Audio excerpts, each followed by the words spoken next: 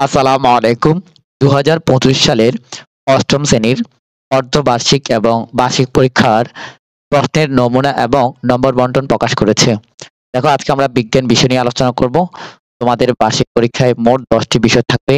এই যে দেখতে পাচ্ছ স্ক্রিনে ১০ টি বিষয়ের মধ্যে আজকে আমরা বিজ্ঞান নিয়ে আলোচনা করব। তবে ১০ টি বিষয় মিলেই তোমাদের ৮০০ নম্বরে বার্ষিক পরীক্ষা এবং অর্ধবার্ষিক পরীক্ষা হবে। এই যে দেখতে পাচ্ছ। আর এটি প্রকাশ করেছে জাতীয় শিক্ষাক্রম ও পাঠ্যপুস্তক বোর্ড। এখানে দেখো ২০২৫ সালের শিক্ষার্থীদের জন্য আর নতুন করে প্রকাশ করেছে। যে তারিখ দেখো ৪/২/২০২৫ অর্থাৎ ২৫ সালের ফেব্রুয়ারি মাসের ৪ তারিখ। হ্যাঁ, একেবারে নতুন। এখানে দেখো বার্ষিক পরীক্ষা তোমাদের ১০০ নম্বর থাকবে।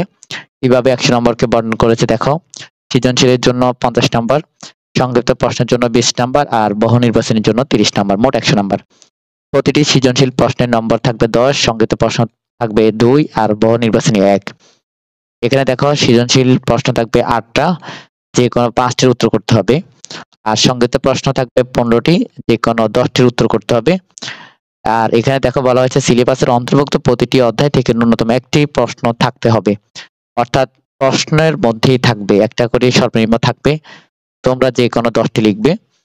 এরপরে বহু নির্বাচনী প্রশ্ন ৩০টি থাকবে। ৩০টি বহু নির্বাচনী প্রশ্ন সবগুলো উত্তর করতে হবে।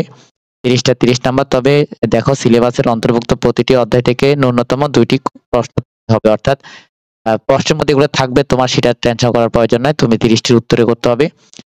তো আশা করি বুঝতে পেরেছো। এটা হচ্ছে ৮ম শ্রেণী ২০২৫ সালের বিজ্ঞান বিষয়ের জন্য। তোমাদের বন্ধুরা ভিডিওটি শেয়ার করে দিবে। অন্যান্য বিষয়ের ভিডিও আপলোড করা হয়েছে, যারা দেখোনি দেখে নিবে। আমাদের ইউটিউব চ্যানেলে প্লেলিস্টে আছে। ভালো থাকবে, সুস্থ থাকবে। আল্লাহ হাফেজ।